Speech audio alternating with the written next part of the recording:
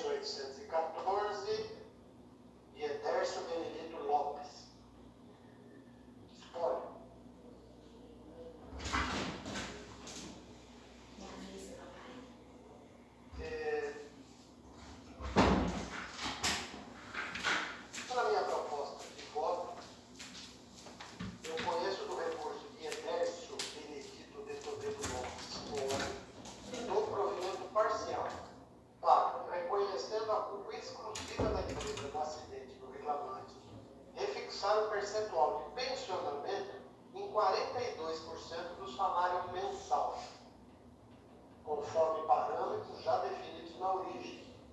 Deferir a indenização por dano estético de R$ 20.000 e deferir os benefícios da justiça gratuita às sucessoras.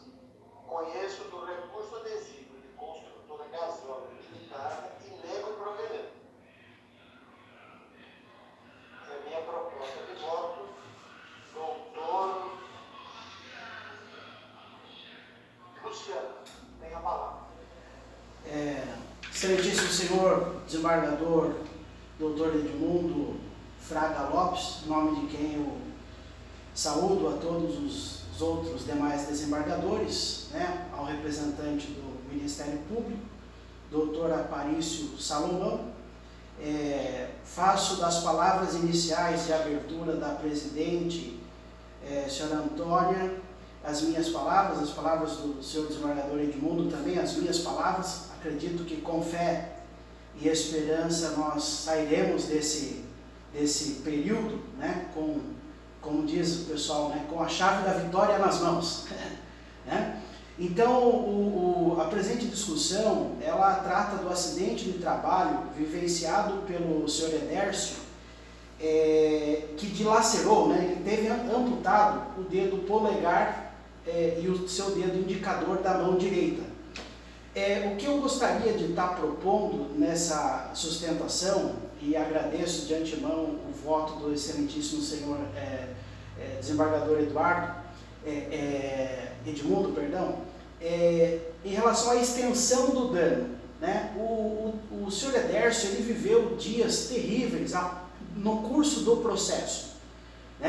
Então, a extensão do dano estético e do dano moral, ela foi uma situação vivenciada pelo trabalhador que causou realmente um grande impacto na sua vida. Não somente o acidente propriamente dito, mas as sequelas, os efeitos do acidente foram vivenciados pelo empregado durante o curso do processo. Eu peço vênia para trazer aqui alguns subsídios para tentar de alguma maneira majorar a indenização, tanto a indenização moral quanto a indenização pelo dano estético. Por quê?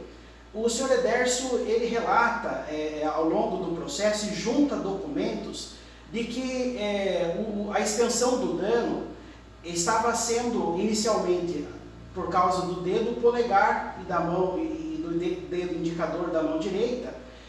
Ao longo do processo, a extensão, a mão toda do Edércio ficou comprometida. Então eu gostaria de fazer vênia e fazer menção de alguns documentos que foram juntados no curso do processo.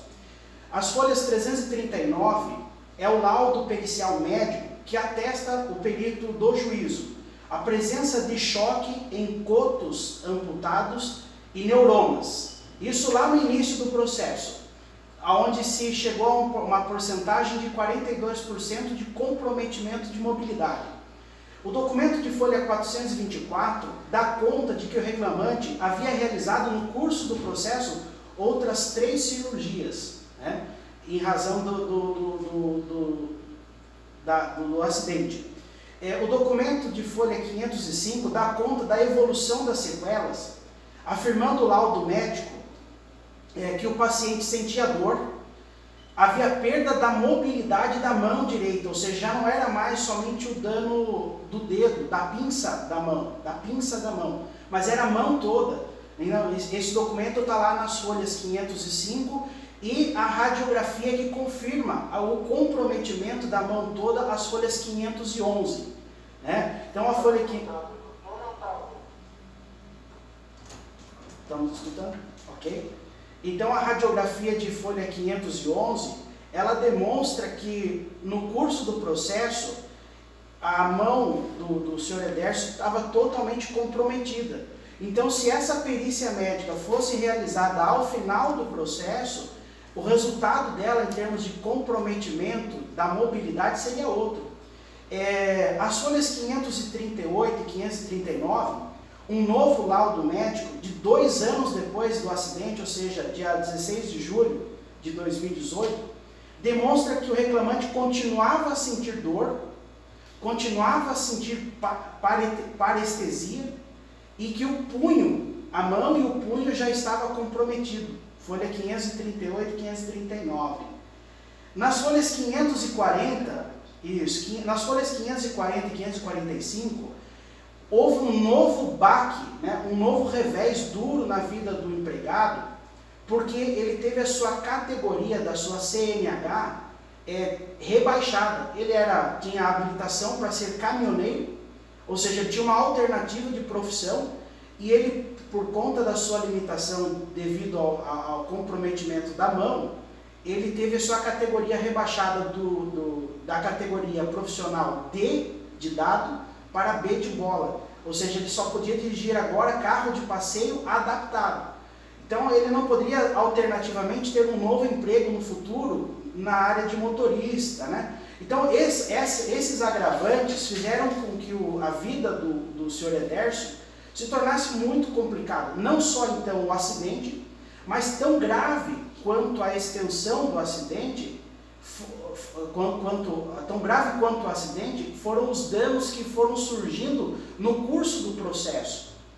E esses danos, eles justificariam então aqui, nobre desembargador e demais membros desembargadores, a majoração do dano estético e a majoração também do dano moral. Né? Então, diante do que consta dos autos, nós pleiteamos aqui a reforma da sentença, que é a medida que se espera, para majorar o dano moral fixado e para fixar um dano estético superior ao que foi anunciado por Vossa Excelência, com devido respeito, e a fixação do dano material aí num outro patamar, porque aquele fixado inicialmente de 42%, ele não previa a perda da mobilidade da mão como um todo, era apenas a perda da pinça.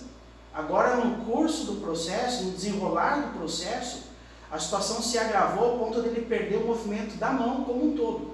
Então, essa questão da porcentagem da fixação, nós postulamos para que Vossas Excelências possa estar realizando essa majoração do valor indenizatório. Nos 3 pedidos da exordial: dano material ou a reposição patrimonial, dano moral e o dano estético. É a minha sustentação. Agradeço a atenção dos senhores, agradeço a antecipação também. Muito obrigado.